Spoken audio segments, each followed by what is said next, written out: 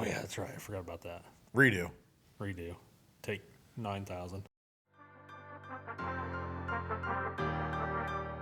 Hey, everybody. Welcome to the Hunted Podcast. This episode, AJ and I are going to go over some shed hunting topics, some techniques, some things that, we've come up with over the years that seem to work in finding sheds, things that lead into why the deer shed. But first, we're going to go over all of our sponsors with you because we wouldn't be doing this if it wasn't for them. Rec Broadheads. I'm shooting the XPs. AJ's shooting the FX4. FX4s, yes, sir. Great broadheads. Check them out. Wild Oak Whitetails Buck Lure. Great local company here. Get a chance, get online, check them out. Social media. Great company to work with. Everything is a small operation done in their backyard. Great products. Dominant Strands Bowstrings. If you need a string for your bow, get a hold of Lewis. Lewis will definitely take care of you. He has been more than helpful with us, and we appreciate everything he's done for us. ECW Game Calls. They make deer calls, duck calls, goose calls, turkey calls, you name it, they got it. We use them. They work excellent. Morath Welding. Evan is a great guy, knows how to weld really, really well. We trust everything with him, so if you're in need of welding service, get a hold of Evan. He will definitely take care of you. And Nature Made Antler Jewelry. Which is a beautiful homemade product. Beautiful homemade product right here by some local people. Wonderful local people, that I'm sitting by one of them. So what do you want to start with first? I think let's...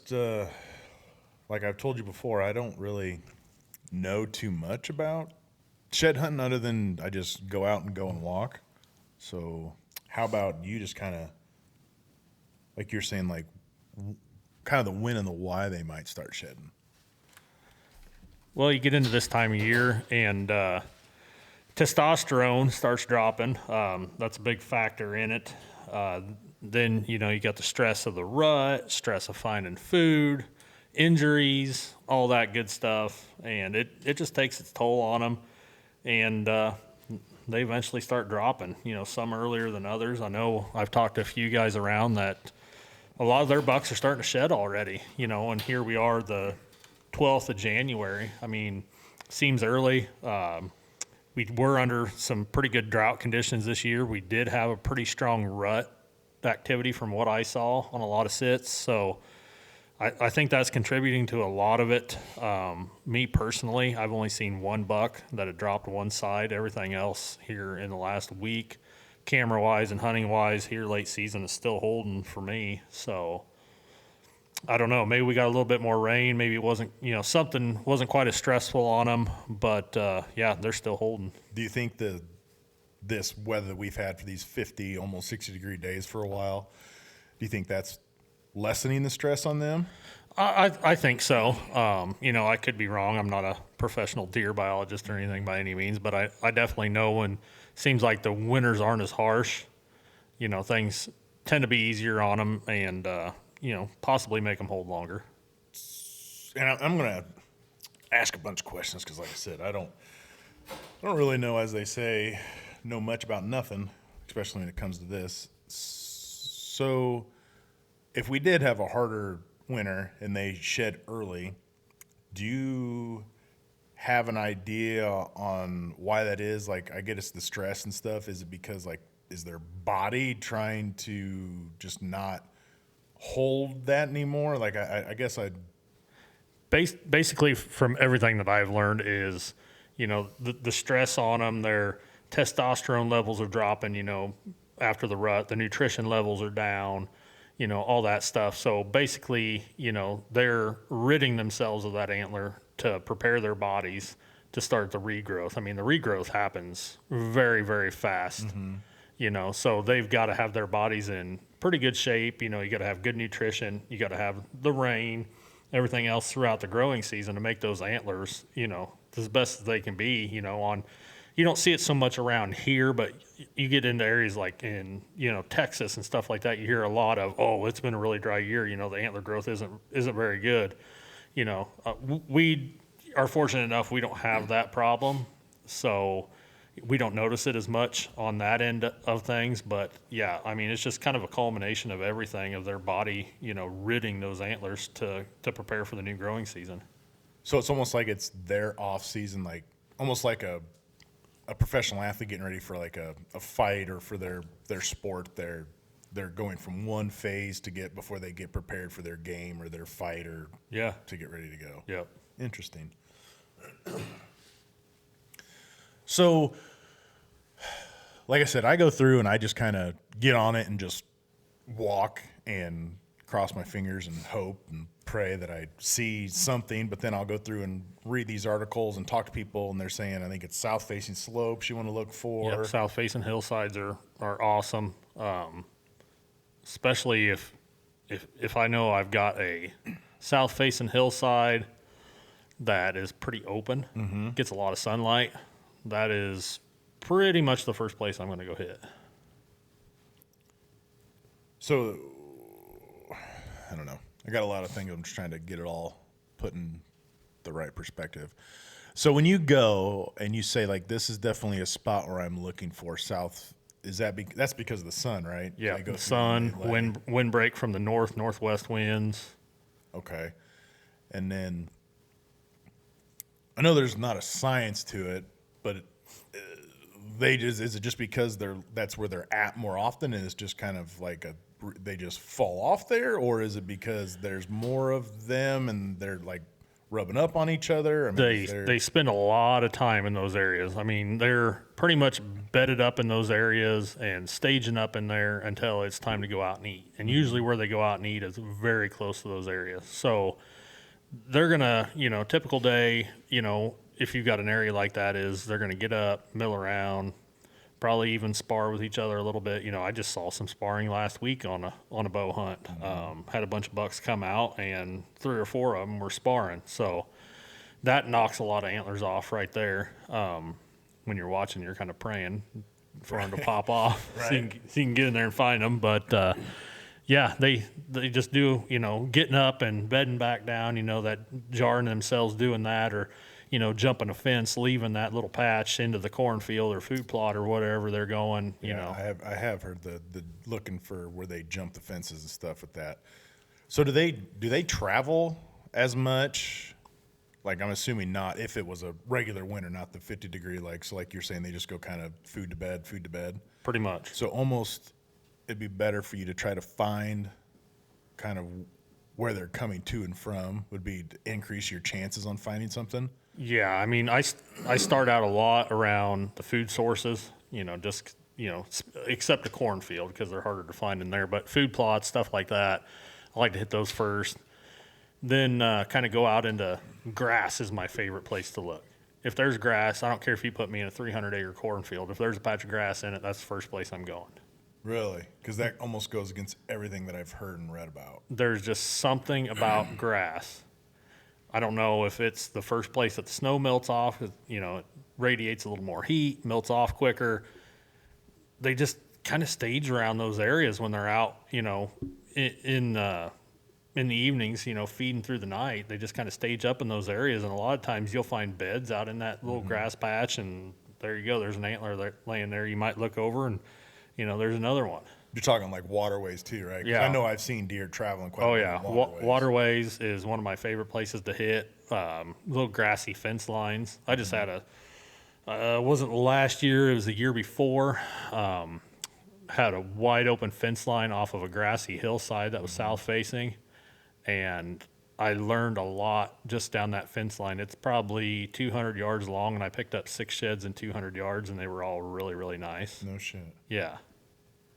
Interesting. And they were all on the south side of the fence line because we had a couple of pretty brutal storms that year, winter storms, and that south-facing hillside itself wasn't producing just enough wind block, I think, is what the deal was.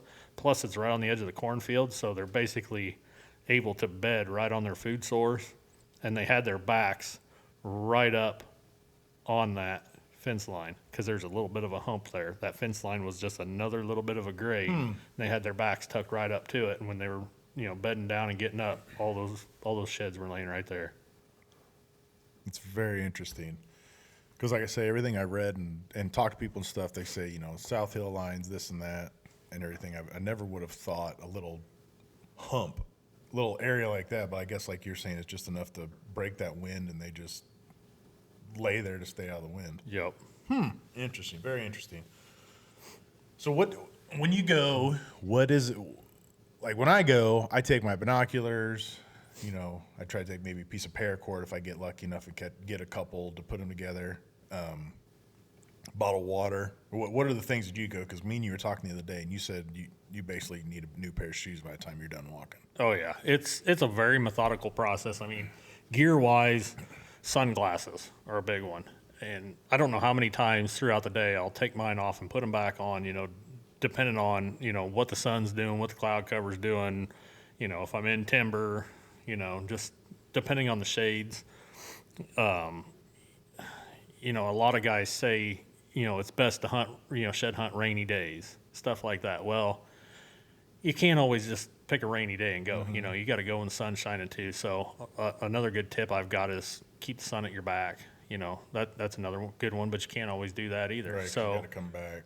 once you start training your eyes to it, you'll be able to find them in all different conditions.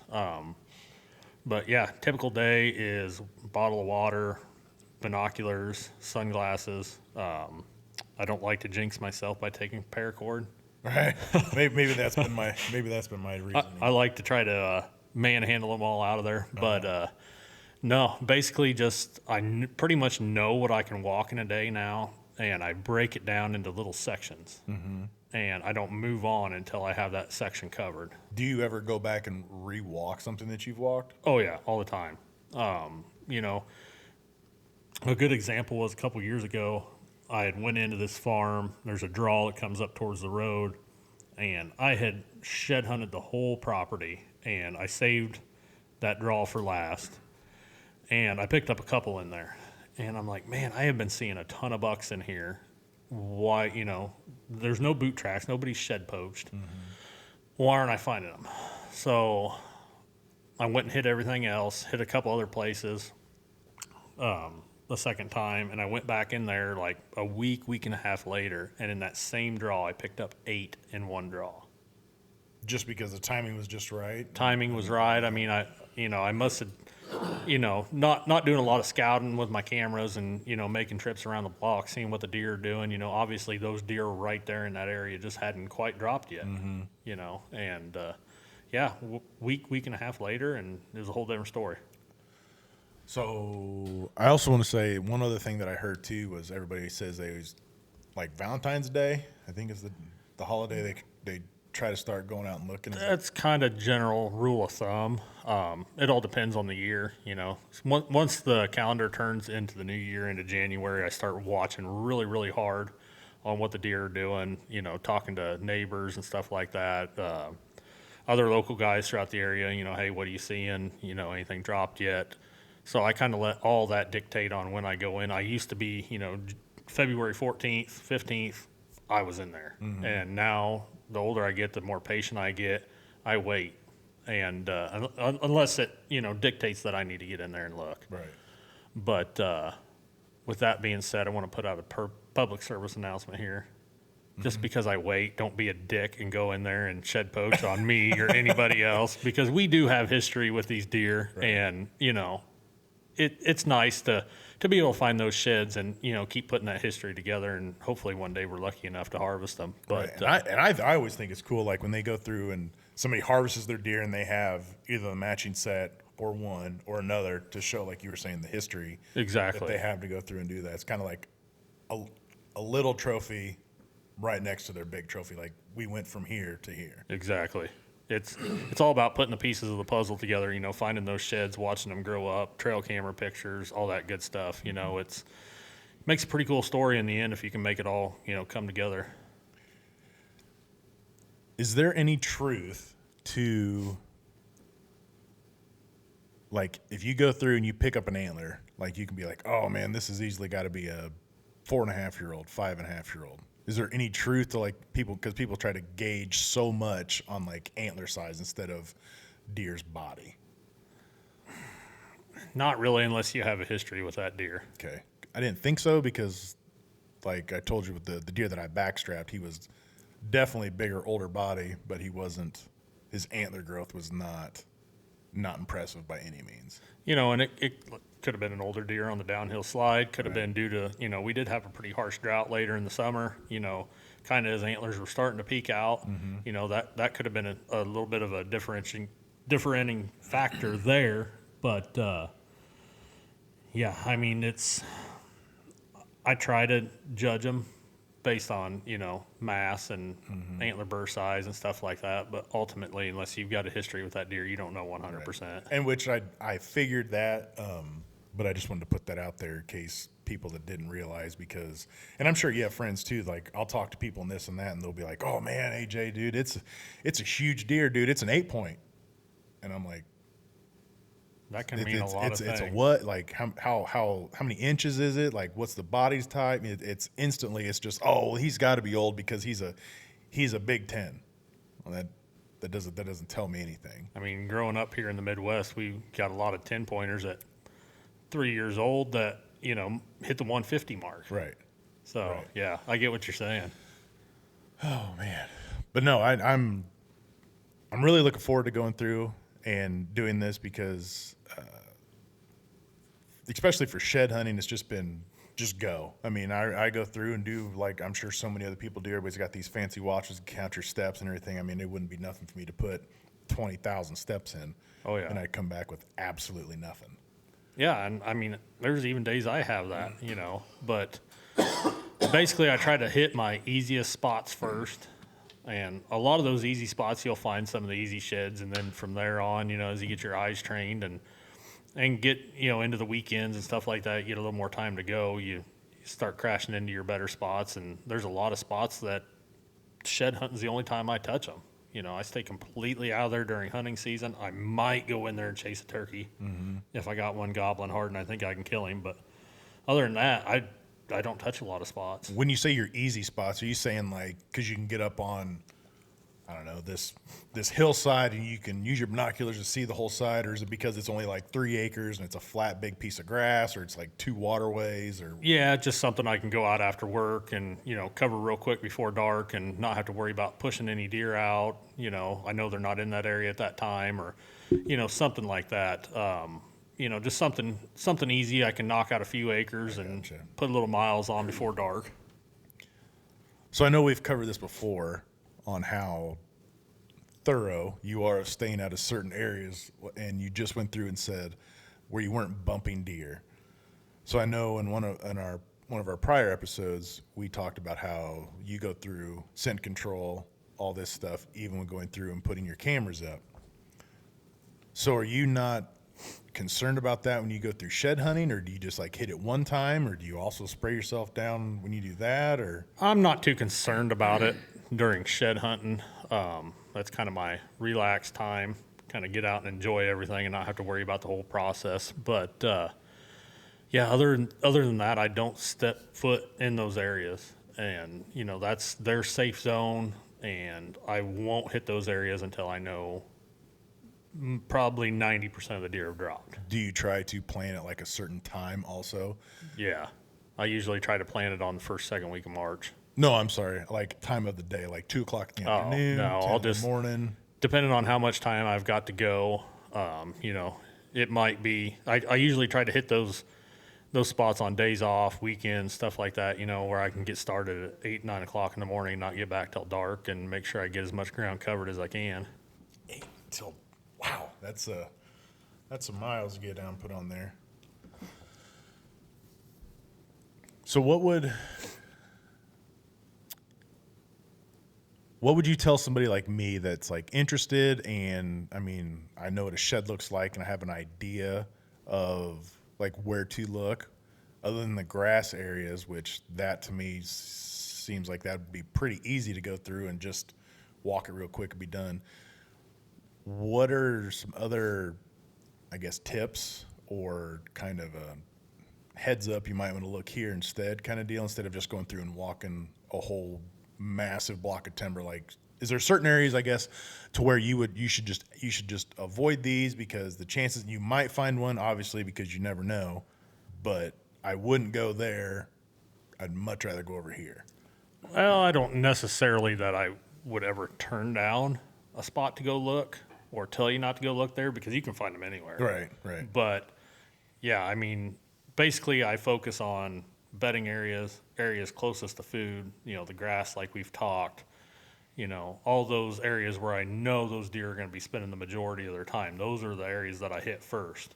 Once I get all those covered, then I'll go in and start hitting, the bigger blocks of timber, the travel routes, and CRP fields, stuff like that. Usually what happens is I'll get a couple family members or a couple buddies. We'll go in, we'll kind of grid search those areas, makes it a lot easier because it gets pretty boring out there walking a CRP field by yourself or Yes, walking a absolutely. big block of timber by yourself. I mean, yeah, you're checking out some new deer sign and stuff like that for, to put in the back of your mind for next year, but it can be a pretty daunting task. So I usually try to take somebody along with me. But then after that, once I kind of get those areas hit and I've kind of scooped up those straggler sheds, then I go back in and I, restart hitting my, re-hit, all the areas that I've covered before, my better spots and then pick up the stragglers there. And usually by that time, I'm pretty well done for the year. Interesting, because like I said, I'm trying to go through and learn and go through because I am definitely interested in it because also means spring's coming, means turkey's coming, and all that. But I don't know. I get just excited to go through and find sheds too. And my wife went through one time. We were sitting there, and just tell you this quick story real quick. So we were driving through this property. And it was a real gloomy, just crap day. Wind was blowing. I think it was even raining. I really don't even remember why we were out there. I think obviously I had to pick up something or move something. Like we had to go out there. So we're going, and I'm driving through the cornfield, and I'm looking. And she's sitting right next to me, and she just throws her arm up across me and just smacks me in my arm and just yells, "Shed!" And I just hit the brakes, and we slide in the mud, and I'm like, "What are you doing?" And she just opens the door, jumps out, bolts out, runs her little ass over there, and grabs the shed and comes back. Dude, it was old. It was chewed up. It was broke off. It was nothing fancy and anything. It looks like it's been out there for a while. It looks like the farmer's disc went through, broke off stuff on it. But dude, I will never forget like the smile on her face to go through and just find this thing. So that I'd love to go through and see that again on her, but I know that that's how I felt when I go through and find these every now and again too. I mean, it's just I don't know what it's just something about it just gets you excited, it gets you going. It's just definitely it's a oh shit. I mean, it's Oh yeah, especially when you walk up on a big one or a big match set, it's a pretty cool feeling. haven't did the match set yet, but I've definitely found two big ones. One of them, I don't know if I ever told you this, but one of them I actually found. I was fishing, and it was in like a waterway with all that big white rock and everything. That's where I found it. Oh, nice. It was one of the weirdest. I don't even know what caught my eye, but that was where I found it there. To go back to where you were saying, you can find them anywhere. Yeah, we found some sheds in some pretty weird places. Like I've found a few of them, and that's another good tip is don't always look at the ground because I found them 3-4 feet off the ground laying in a briar bush, just hanging there. Call them hangers. Really? Yeah. Okay. I mean, well, it makes sense. They're probably walking through, get caught up on something, or they shaking their head off, and it just kind of goes airborne. Yep. I mean, we found them in some pretty weird places, down in creeks, stuck in the mud on the creek bank where they've been crossing. One of our biggest we've actually found from the road. We were driving from my house just around, it's, I don't know, quarter mile, half a mile to where we were going next. And right there, just off the ditch, was a great big 5-point side right where we were going to look. Really? Yeah, just laying by a stump, 30 yards off the road. Just kind of a right place, right time. So you just never know where you're going to find them.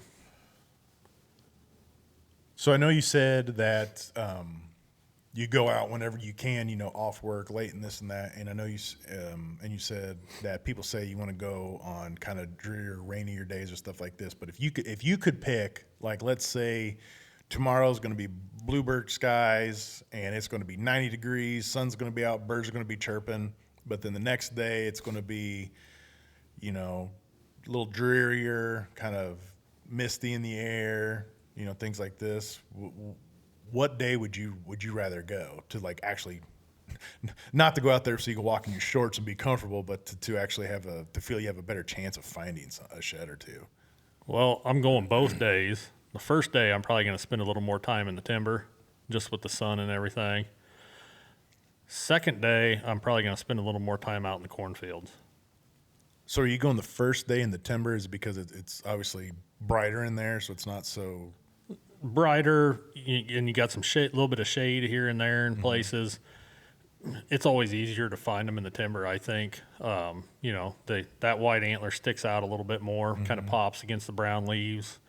Yeah, and then the next day I'm headed out to the cornfields if it's, you know, kind of drizzly, rainy, gloomy day, you know, make those antlers pop, you know, out there with the corn stalks a little bit better. Oh, that makes sense. Makes a lot of sense. When you go out, God dang, I got definitely something stuck in my throat with this one. So when you go out and you're doing all this, I'm sure you are, but are you taking like mental notes, like on where you're finding these, so you can maybe go through and like if you find, we'll just say you get a great day and you find this pair and it's down over in this area, are you taking like mental notes? So like you obviously the buck was there. Are you taking mental notes to be like, ooh, next year I might want to start moving myself closer down to this area where I found these sheds, or is it just kind of he could have just shed here and I'm not too worried about it? It's a little bit of both. I mean, I definitely take it into consideration and keep it in the back of my mind, but ultimately it boils down to the mentality of that deer, why he's there. You know, is he still going to be there for next year? Or are the reasons he's there this year and shed there going to be the same reasons why he's going to be there next year?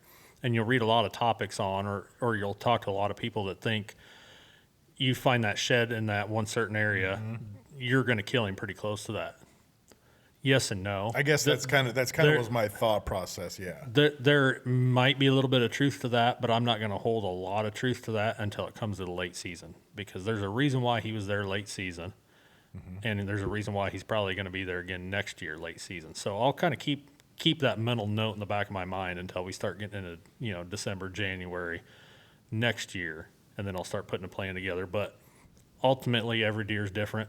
He might change things up. He might have, you know, been pressured out of an area, and he was here, you know, this year and gone the next. But I definitely like to keep a mental note on where I find a lot of the sheds at. Like if I walk into an area and there's 5, 6, 7, 8 sheds in that area, that's definitely an area I'm going to focus on for late season hunting next year. Gotcha. So with going, I feel like we're kind of trailing off almost more into the deer hunting side. I'm really trying to stay on the shed hunting side.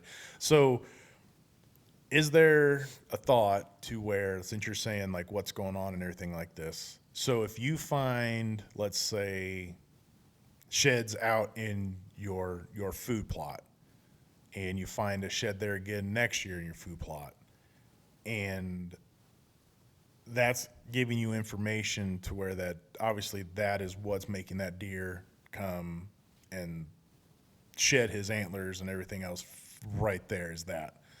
So would you kind of think that that's more of a place to where you should, I guess, look for years to come for maybe that deer to come back and shed his antlers and look for his antlers there, as opposed to, let's say, you find them one year and they're in a bean field, and then the next year, you know, they're going to switch it over to corn or a winter wheat field or something like that. Is there one?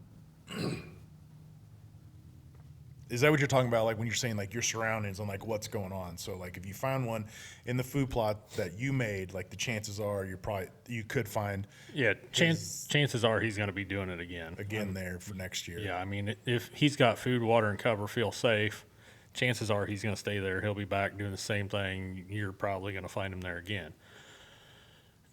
Granted, you know, all the other food source options in the area, you know, we're in the Midwest. Like you said, we got corn, we got beans, we got winter wheat. You know, there's a whole smorgasbord out there for them. So it could be different. It could be, you might have planted a turnip patch, and or it might not even been a big enough food plot to sustain the amount of attraction, that is drawn out of those deer, and it gets burned out, and then, it gets burned out by December, and then next thing you know, they're hitting your cornfield, or they're hitting the neighbor's cornfield, or they're out in the winter wheat, so a lot of variables play into it. But yeah, there is a good chance of him doing it again, but there's just so many variables. But I think ultimately, if I'm looking for that one specific deer, I'm going to that area where I've either seen him or found those sheds in the previous years. That's where I'm going first. So you're not helping me, because I'm trying to go through and sit here and think, okay, if I got a bean field, a cornfield, and if I can get my food plots going, and he keeps coming to my food plots, then I should be getting him this and that. But you keep throwing stuff in there to be different variables with this and that. Maybe my food plot's too small. Maybe it's, getting burnt out and stuff. So there's no rhyme or reason other than just basically seeing him and knowing kind of where his roam area is. Yeah, it's basically just like hunting and putting that pattern together. I mean, there's so many different variables, that has to do with the weather, the palatability of the plot. Is the plot big enough to sustain, that much attraction of the herd and the grazing, throughout the late winter? Are they looking for a more carbohydrate rich, diet? It all depends. So yeah, it's just kind of a crapshoot. Not helpful at all. All that means is I got to get my ass out there Basically, and walk and walk and walk. Basically, about the best guarantee you can have is a big standing bean field, greens next to it that's big enough to hold the amount of browse pressure. Standing corn. I mean, if you've got a plot big enough that you can hold all the attraction that it's going to have, you're going to find a lot of antlers there. So I gotcha. I mean, I'm just trying to be greedy and think about myself on my plot. Yeah. I mean, the normal average guy like you and I, a lot of our plots aren't big enough to sustain the amount of browse pressure, or we've got one certain thing planted in there that, might cover us through October, November. As the palatabilities change, they're going to be, beans, the corn, you'll get that moment in December where they kind of go back to green revisited. They kind of go back to those green fields. So if the palatability is still good on it, or if you still got the browse there, they're going to go back to that. It's just constantly changing. Gotcha. Be a lot easier if when they fell off they would just they would just glow. So we go out there and pick them up. Just be a big beacon shining. Just something that'd be a lot easier. Because that's what I'm trying to do. Is I'm trying to go through and think of just, if I'm going to go, these are the places that I'm going to go on my property. Just instantly, I'm going to look there, and the chances are is these are going to increase. But like you were saying, different scenarios are coming through, and this and that, and deer move, and they X, Y, and Z. Because I got, me and you talked about this I messaged you the other day and talked about, because I have this buck. He's most definitely be my number one next year, and I saw his ass 2 miles away from where I was at. So chances are I'm not going to find those sheds on my property then probably this time of year, right? Probably not, unless you've got something that really makes him want to go there.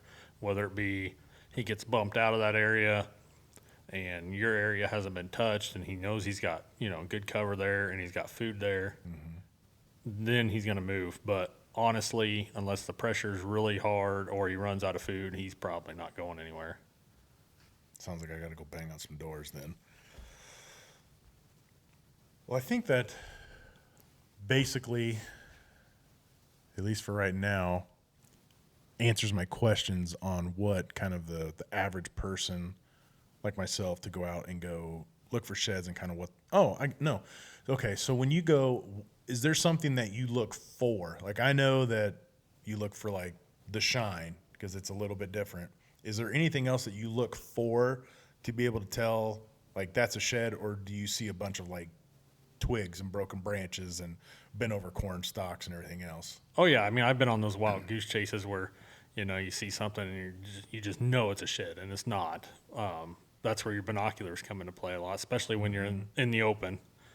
But yeah, you're looking for that tine sticking up, whether it be 1 inch of tine, 10 inches of tine, the curve of the main beam, the roundness of the antler burr, just anything like that that catches your eye. That's what you're looking for. You don't go out there with the expectation of looking for the whole antler, because a lot of times, unless it's sitting right there in the wide open and the grass is all matted down, that's when it's going to catch your eye. But when you're looking in a CRP field or in a cornfield, it's going to be just the slightest little thing that's off the ordinary that you're used to seeing of that area of your surroundings. Timber, a little bit different. They tend to pop a little bit more in the timber, I think. With the foliage being on the ground and stuff like that.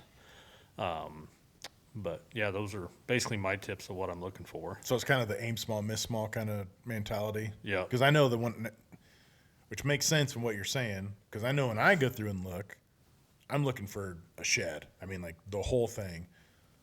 But when you said that, it like clicked in my brain. I'm sure everybody has seen this through, on the internet or friends and stuff like this. So that's how these people are finding these spikes that are 2-3 inches. Yeah. Like they're looking for teeny tiny.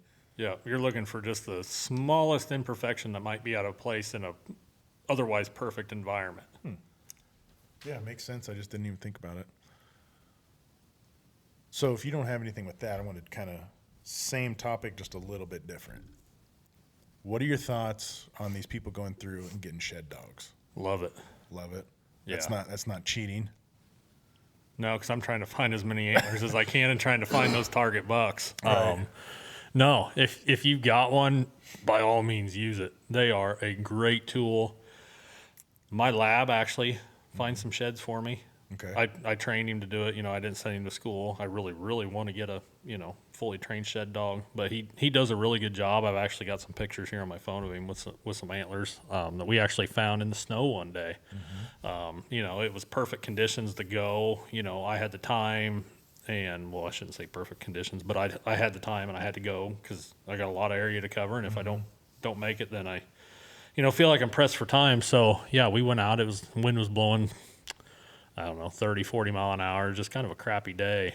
Really cold. Snow was blowing, snow on the ground, and he helped me pick up a couple sheds that I may not have found. Yeah, I've always liked the idea of it. I know a couple buddies of mine that have tried to go through and do it, and it's just seems kind of hit or miss. So I just wasn't sure if, people go through and they talk about, if you're going to hunt, if you crossbow, like your traditional hunters say crossbow hunters or compound bows are cheating. Compound bows, people say, so I wasn't sure, like, in your mind, if that was No, in my mind, considered cheating. Any way I can find them, I find them. Well, I would imagine it would go through and cut your time down tremendously. Oh yeah, there's a lot of areas that he'll use that nose and he'll go cover that. Essentially, I don't have to go look in. Right. Granted, I don't trust him 100%. So I will go back and double check those areas. And there is, times where he has missed one. Right. But ultimately, he has saved me a few footsteps here and there. Yeah, I do like that idea. So unless there's something else that you want to go through and talk about that, I got something else that is interesting me, going back with your guys' nature-made jewelry and stuff. What you got? So with going through and you find these sheds and everything like this, because everybody knows if you go to your local whatever and you're finding these antlers for these dog shoes and everything else, that they are astronomically priced. Oh, yeah. So is there truly a market in some, like if this is a so-and-so whatever lamp, bracelet, necklace, dog chew toy, is there really that much of a push for like antler? Oh yeah, there's a big market for it. I don't know if Market, yes, that's those type of things as much as the antler business in general is a pretty big business. Like you look at some of these antler auctions where they're auctioning off, giant sheds and elk sheds, mule deer sheds, whatever. There's a lot of money in antler. And that, do you think it's just because like even if it's off the same deer, there will never be it's like a fingerprint. Yeah, they're all unique. It's every single one is different. Yep. I think I think that has something to do with it, but there's just something about antler. Oh yeah, no, Antler absolutely. makes people crazy, whether it's on a deer's head during deer season, whether it's shed hunting, trying to find them, or trying to buy them, in the antler market. There's just something about antlers that makes people crazy. Okay, so my next question is when you guys go through and can you kind of walk me through the process? So when you go through and you find these antlers, are you looking like, can you see one and be like, oh man, this would make a great this or that? Oh, Or yeah. is it like every one of them is like, no, we can use everything? Yeah, to a certain extent. I mean, there's been a lot of times I've looked at one and been like, oh man, this would make a great knife handle or something.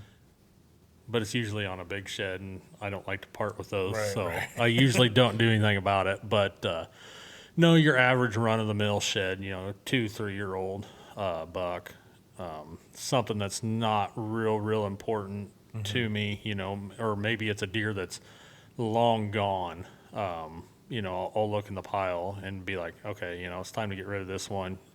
There can be a lot of good things made out of it. A lot of good bracelet pieces, or he's got a good crab claw on the end or something like that to make a little crab claw necklace, or there's a lot of good usable parts on them. So when you go through and you find your one and you're like, hey, I'm going to make, like you're saying, a crab claw. I'm going to take this crab claw and make a bracelet out of it. So what's your next step? I mean, you just go through, cut it off, drill a hole in it, and you're done? Or is there, do you try to match it with certain things to try to make everything flow together? Or Yeah, that's more my wife's forte, on the fashion side of things. I pretty much just do the manual labor of the cutting and drilling and stuff like that, and she puts the designs together. So I can't really answer a lot of your questions there, but we do talk a lot about, sheds in the pile that we've got and things like that, or, oh, we ought to use this one, because this crab claw is cool, or, this would make a good keychain, or this would make a good necklace or bracelet, stuff like that. And then she just kind of lets her creative juices flow from there on the fashion side of things, and then putting a design together. so you guys don't necessarily go through and just make necklaces and bracelets. Like you could go through and, like you were saying, if she sees one, she's like, oh, this would make a really cool keychain. Yeah. So it's just kind of whatever. Yeah, and we've even done some custom pieces. I think where you get into a little more of the having to critique the antler to fit what you're doing is the rings, because it's got to be, without getting into too much work. I like to try to, if say you order, a ring and you're a size 10, I kind of visually know in my mind what size of blank of that antler I need to start with. So I try to compare that size of that ring to what size of antler I need, or what part of that antler I need, and then that's where I start from there. That way I'm not putting in extra work, honing a 5-inch main beam down into a size 10 ring. Right. That makes complete sense. So when you go through, and we'll just stay on rings, when you go through and you find the perfect antler for this one ring and things like this, I wouldn't imagine, I mean, are you throwing that like in a lathe or something?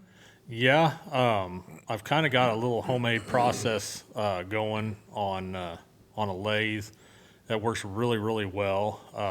It doesn't take up a lot of space, and honestly, it's not real time consuming if I'm in the right state of mind. Seems like usually when you get a lot of your big orders and stuff, you got a lot going on. But no, you can usually knock them out pretty quick. So when you go through and somebody sends their order to you, and we'll just say this number 10, and do you put that in the, I just keep going, the lathe part stuck in my head. So do you just like chunk off a little piece of it, or do you try to like take the whole, like, because that antler can't be flat. I mean, there's no way that thing's flat. I mean, how do you get such a teeny tiny part to go through and put in the lathe? I do a lot of it by hand turning it on there. I basically, envision that ring out of that chunk of antler before I even start. Okay. And basically with this little lathe setup I've got, this kind of homemade setup I've got allows me to do a lot of this by hand where I don't think a more advanced version of a lathe would be beneficial. I Yeah, think, because all I'm seeing is this big machine Yeah. and it's spinning and you got, yeah, these are all pretty much hand turned. I gotcha. Okay. And then, I don't know, just completely blanked. I was sitting there thinking about the ring and then blanked out. So when you go through and you tried to find for this ring or this necklace or things like this, I mean, do you just got like a whole pile of sheds in your garage or your back door? Or, I mean, Oh yeah, we got sheds everywhere. We've got sheds in the house, sheds in the shed. It's sheds on sheds. It's crazy, but I've got a pretty good mental note over the years of what I've got. So if there's something in particular I'm looking for, I can pretty much go right to it and be like, okay, it's in this pile. oh, I didn't even think about that, but yeah, no, that would make sense because, you go somewhere and you have something made, everybody's got to have an idea of where all their this and that to pull this out, to put that out. And And it's not necessarily an inventory that I keep. It's just kind of a mental inventory or a mental note of, I might have found this shed 5 years ago, and it's got some characteristic to it that's perfect, and that's the one I want to use. Interesting. I kind of like how we went kind of full circle with how you go out and you go find your sheds, what you're looking for, do this and that, take them home, go through, get with the wife, come up with some ideas for some jewelry, and go through, and then being able to send them. I mean, it's just full circle. I think, to me, that's very interesting because you're taking something that you legitimately just found in nature, and you're, as unique as it is, you're still making it even more unique and make it into your guys' own. Yeah, it's pretty cool to see that shed that, I picked up years ago, and then, instead of just letting it sit around and, collect dust, turn it into something that, somebody else thinks is cool and, they're going to cherish as a valuable item. I didn't think about that part of it, but yeah, sitting there collecting dust. Matter of fact, I just looked at some of the few that I found, they were covered in spider webs and all that stuff. No, that's very interesting to me. I'm excited for us to go out and go start looking for some of these sheds and everything like this, and spend some quality time together and start looking for some turkeys and some all that good stuff. Oh, I know another question I want to ask you. So, do you follow? I've always been told that this is a rule. So if me and you are going out and we're shed hunting, and I find this one shed, and then we're walking further, and then you go through, and you find the matching other one, do you give that to me? I usually You do. That's exactly what you do. You go through, you give it to me.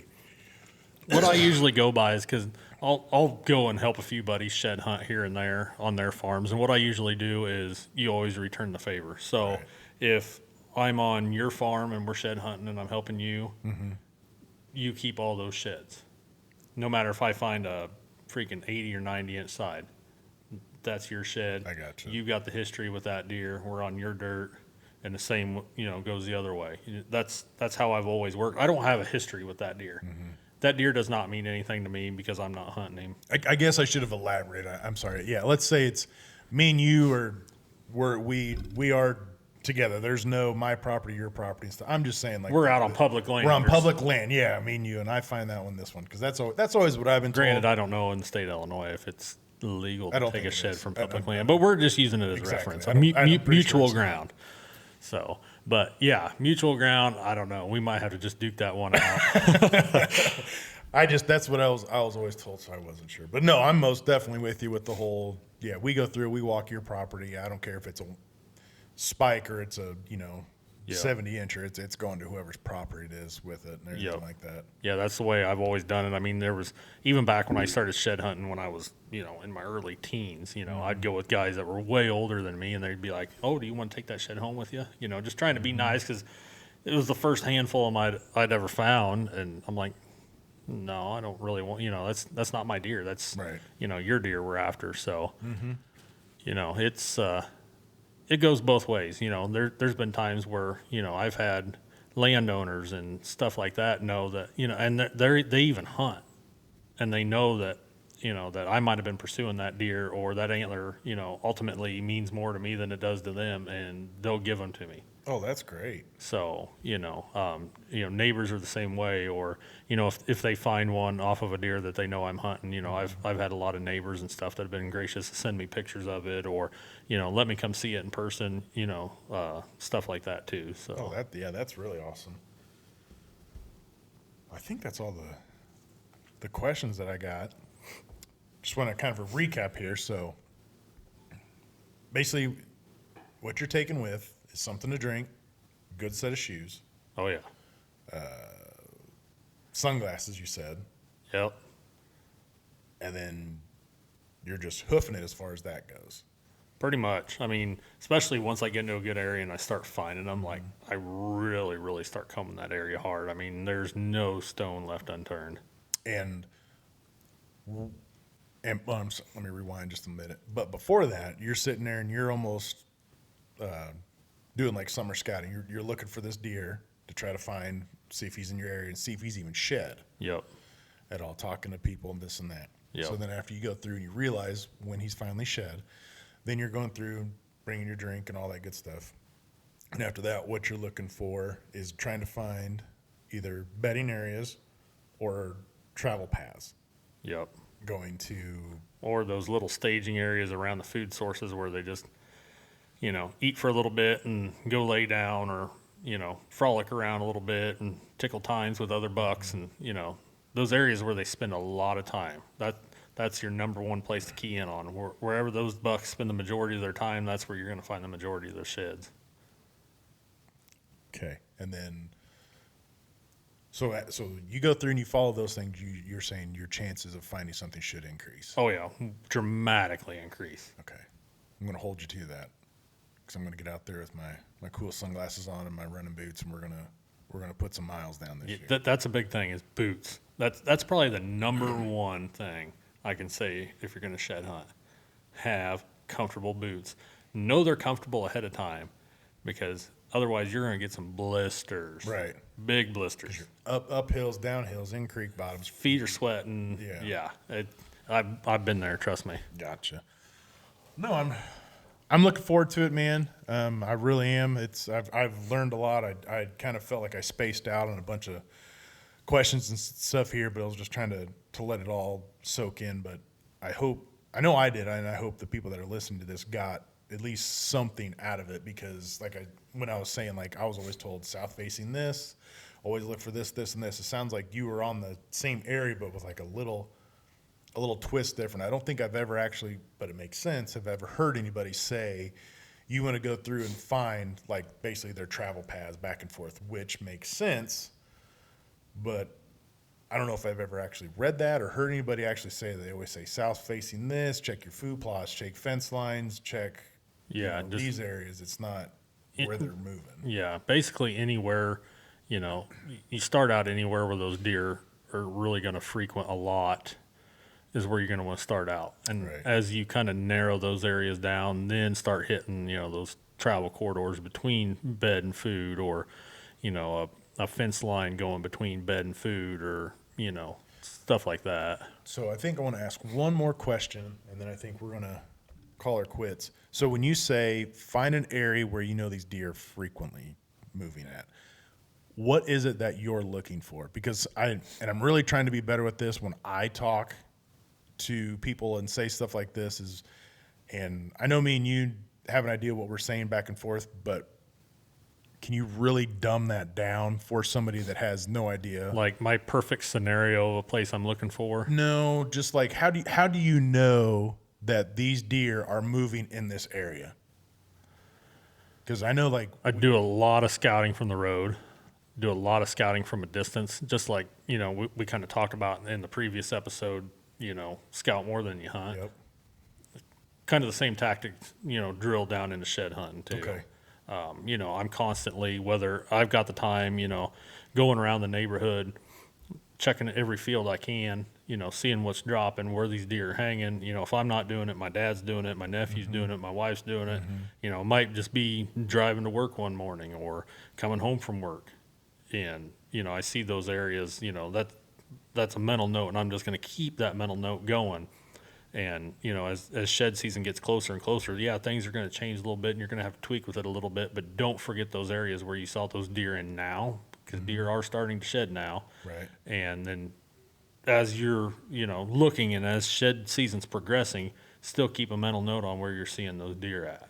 So, okay. So if, let's say that you either don't have the time or can't get to it, or your property is an hour and a half away. So when you say looking for a place to where deer are moving, is there sign in the timber, on the tree lines, in the fields and stuff, to where you can be like, oh, there's sign here, and then maybe for you to follow a path to be able to tell, like looking for beds, looking for rubs, looking for. Yeah, I mean, like if say I'm on a property that I don't know well, or in the instance of you're an hour and a half away from your property or whatever like that, we've got the use of aerial maps now, so you can and topography maps, so you can kind of see how that ground lays, where your windbreaks are going to be, the elevation changes, stuff like that, and then kind of from there, if it's an area I may have hunted a little bit, and I can't get there, it's an hour and a half, 2 hours away. I'm kind of keeping a mental note on where I've seen deer move throughout my sits there throughout the year. So that's kind of where I'm generally going to start, is where I've seen the most activity, where I know those deer are probably going to be bedded. And then once I get in there and I start seeing sign, whether it be beat down trails, a lot of dropping, stuff like that, then I'm, kind of going to change things up a little bit. But those are good starting points on, just finding those areas that, it's kind of cliche, but that just look like they're going to hold deer, Right. or look like they're going to hold a mature deer. Those are probably, the areas that you're going to be right. They're going to be there. Right. And with you saying, like, that they're going to hold deer, that that's like what I'm saying. I'm trying to get around with saying that, because if we have somebody that's listening and they're just trying to get into it and stuff like this, I like when you said looking for droppings, looking for the trails and things like this. That's what I'm saying, is more to try to key onto. So when you walk into a timber or walk into a fence line or walk into this, like, those are your telltale signs that I might want to start looking this way because it looks like they're coming this way. Yeah, I mean, you get into thick security cover, you might know that, there's a hillside up there that, might be south facing or is pretty open, gets a lot of sun, stuff like that. Just little things kind of key in on from, knowing your property, or, looking at the maps, and, use all that to your advantage. Gotcha. And with that being said, if anybody's got any questions, please feel free, reach out to us. We'll be more than happy to answer your questions. I know we go through, especially if you're just getting into hunting, we might be using terms and lingo that people just don't understand until you get into that point. I know I was there at one point. I'm sure, everybody's been there at one point. Oh, yeah. So, yeah, please reach out to us on that. So I think that's all I got, buddy.